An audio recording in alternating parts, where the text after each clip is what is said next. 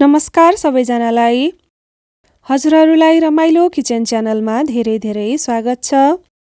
आज फेरि हजुरहरू समक्ष आइरन, क्याल्सियम, प्रोटिन र एन्टिअक्सिडेन्टले भरपूर ब्रोकौलीको तरकारीको रेसिपी लिएर उपस्थित भइसकेकी छु।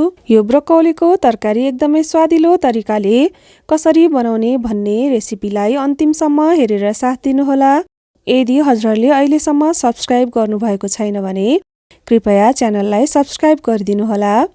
यो एकदमै स्वादिलो मिठो ब्रोकौलीको तरकारी बनाउनको लागि मैले हाफ केजी ब्रोकौली पखालेर काटेर लिएँ।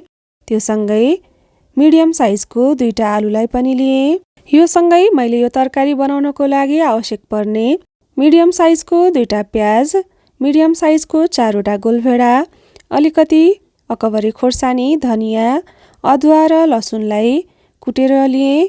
यो सँगै तेलमा फुराउनको लागि ल्वाङ, सुकुमेल र दालचिनीलाई लिएँ।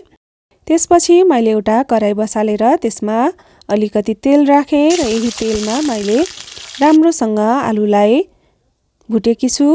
यो आलु चाहिँ हामीले लगभग आधी जति पाक्ने गरी भुट्नुपर्ने हुन्छ।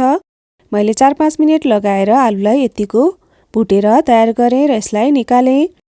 त्यसपछि मैले यही तेलमा ब्रोकौलीलाई पनि लगभग 5-7 मिनेट लगाएर हल्का सफ्ट हुने गरी भुटेकी छु। यति बेलैमा हामीले धेरै पाक्ने गरी गल्ने गरी भुट्न हुँदैन। हल्का सफ्ट मात्र हुने गरी यसलाई हामीले सानो आगोमा भुट्नुपर्छ। यतिको ब्रोकौली तयार भइसकेपछि मैले फेरि एउटा प्यान बसालेँ र त्यसमा मेथी फुराएँ।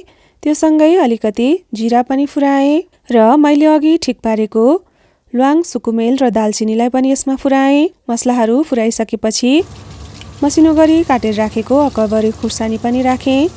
हजुरहरूले पिरो आफ्नो स्वाद अनुसार लिनुहोला।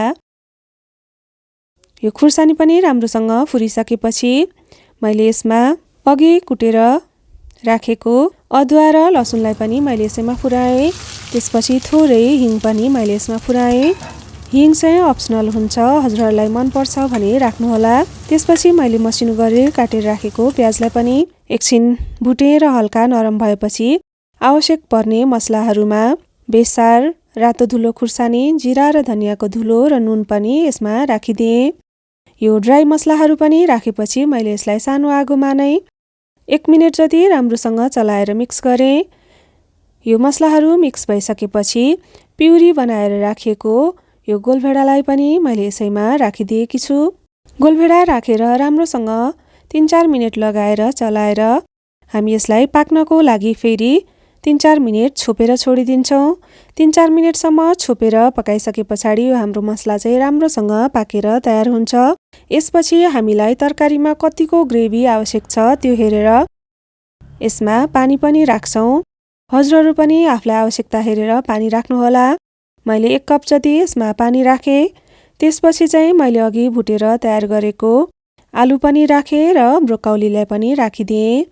अब यो ब्रोकौली र आलु राखिसके पछाडि यसलाई राम्रोसँग मिक्स हुने गरी 2-3 मिनेट चलाइदिने। 2-3 मिनेट राम्रोसँग चलाइसकेपछि चाहिँ अब यसलाई हामी सानो आगोमा लगभग 9-10 मिनेट छोपेर पकाउँछौँ। 9-10 मिनेटसम्म छोपेर पकाइसके पछाडि यो हाम्रो एकदमै स्वादिलो, मिठो र हेल्दी ब्रोकौलीको तरकारी तयार भइसकेको छ।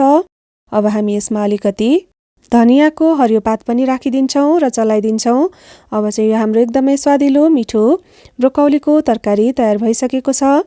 अब हजुरहरूलाई यो केसँग मनपर्छ, खानासँग, रोटीसँग, चिउरासँग सर्भ गर्न सक्नुहुनेछ। मलाई चाहिँ खानासँग एकदमै धेरै मनपर्छ र मैले यसलाई खानासँग सर्भ गरेँ।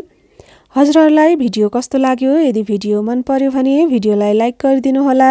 च्यानलमा यदि नयाँ हुनुहुन्छ भने च्यानललाई सब्स्क्राइब गरिदिनुहोला र आफ्नो साथीभाइ र इष्टमित्रमा यो भिडियो सेयर पनि गरिदिनुहोला।